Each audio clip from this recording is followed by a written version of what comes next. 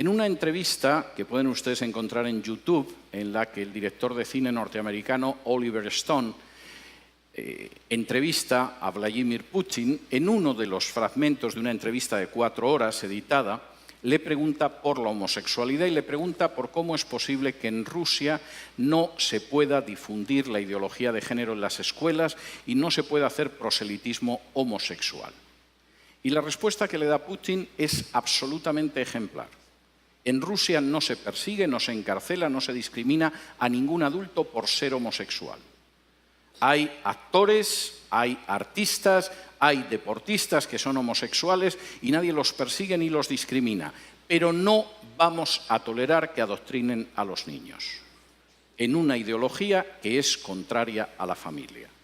Porque la base de esta nación es la familia.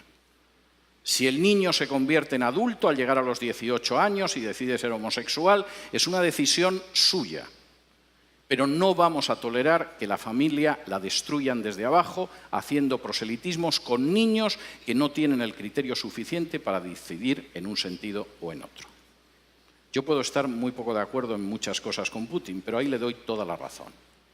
En el caso de China, todavía son más estrictos. Y he tenido ocasión de hablar con chinos acerca de esto. Los chinos siguen arrastrando la herida de lo que ellos llaman el siglo de humillaciones. Hace ahora poco menos de un siglo, los británicos que ambicionaban apoderarse de la porcelana, del té, de la seda china, quisieron hacerse con ella, pero los chinos no veían que los ingleses tuvieran nada con lo que pudieran intercambiar la seda, el té o tantas cosas valiosas. De modo que los ingleses, puesto que nada de lo que ellos vendían les interesaban a los chinos, decidieron venderles drogas y les obligaron a abrir puertos por los que introducían el opio para consumo de los chinos. Los chinos se opusieron, la Marina británica era más poderosa, y después de perder 2 guerras no tuvieron más remedio que aceptar puertos extranjeros que introducían el veneno de la droga en China y que sumieron durante prácticamente un siglo a China en el mayor sometimiento y la mayor explotación a potencias extranjeras que había vivido en una historia milenaria. La visión de los chinos sobre la ideología de género es la misma. Esto es peor que el opio que trajeron los ingleses. Y si dejamos que entre en nuestra sociedad y que destruya la familia, el efecto va a ser peor que el opio británico. No lo vamos a tolerar. No porque seamos cristianos, el régimen es un régimen ateo, sino porque creemos en la familia y sabemos que la nación se basa sobre la familia. Me da mucho pesar que naciones que no son cristianas, sin embargo, a la hora de defender a la familia, parece que tienen una idea más clara que otras naciones que supuestamente lo son. En quinto lugar, y esto es tremendo, la ideología de género es una bomba de relojería demográfica. No hay nación ni cultura que pueda sobrevivir con un crecimiento demográfico inferior al 2,5. Están ustedes ya por debajo del 2,5 en la República Dominicana. Hasta el 2,3, que es su tasa de crecimiento en estos momentos, tienen posibilidad de reacción. Todavía es reversible, quizá en una generación, un proceso de desplome demográfico. A partir del 2% no hay esperanza. Cualquier cultura, cualquier nación está condenada sí o sí.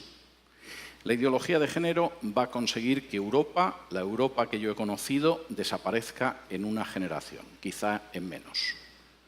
En España la tasa de crecimiento demográfica es del 1,1.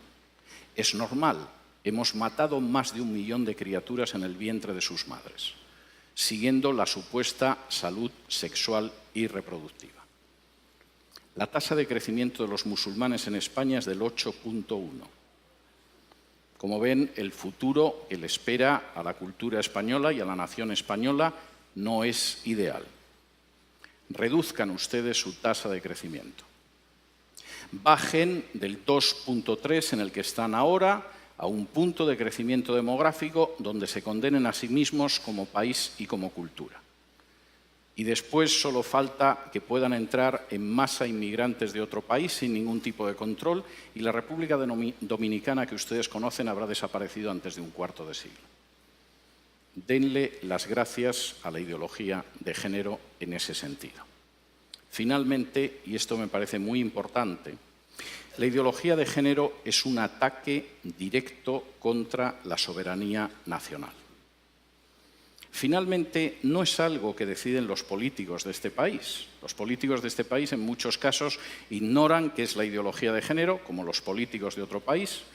En otras ocasiones solo piensan en su propia promoción personal.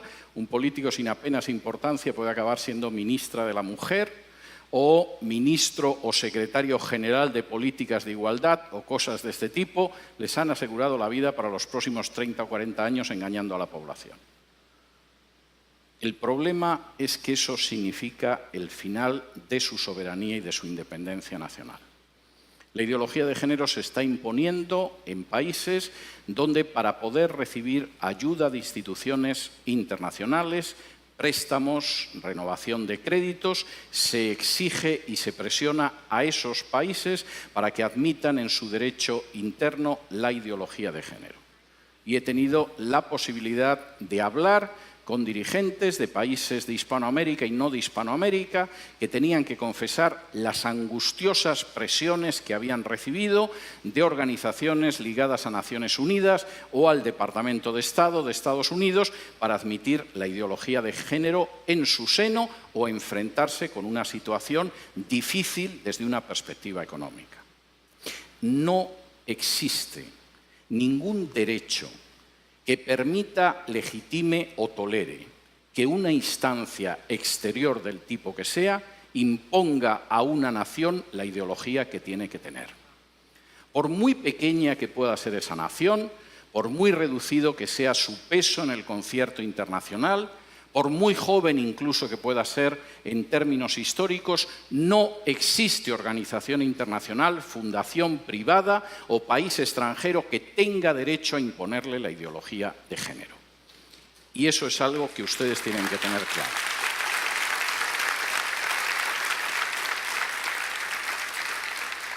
Y si me lo permiten, antes de pasar al terreno de las preguntas, quisiera realizar un paralelo a una situación esencial en la historia de Israel.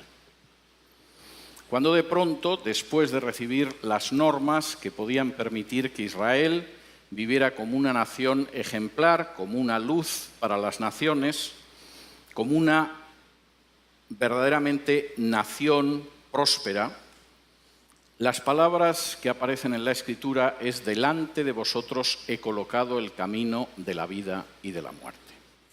Ustedes tienen ahora mismo delante de sí mismos el camino de la vida o de la muerte. Esto no es algo que va a suceder dentro de 10, de 15, de 20 o de 30 años. Ahora mismo tienen delante el camino de la vida o el de la muerte.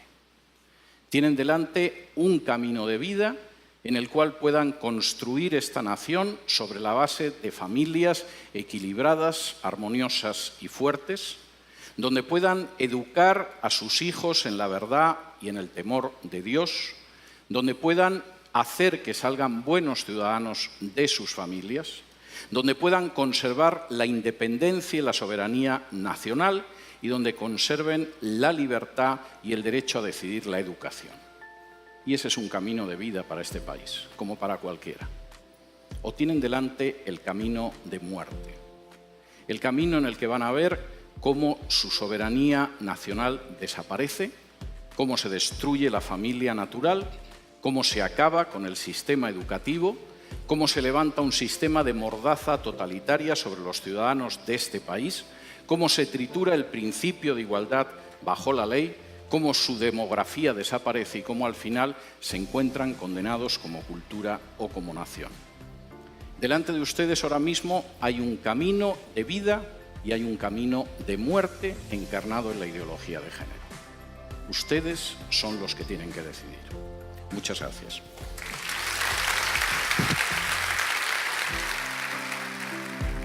Esperamos que este programa haya sido de bendición y que esta interesante charla con el doctor César Vidal pueda ser un instrumento que Dios use para que estemos alerta contra las falsas enseñanzas que nos quieren imponer los diferentes organismos nacionales e internacionales que tratan de imponer un nuevo orden contrario a los principios de la palabra de Dios en los tiempos que estamos viviendo.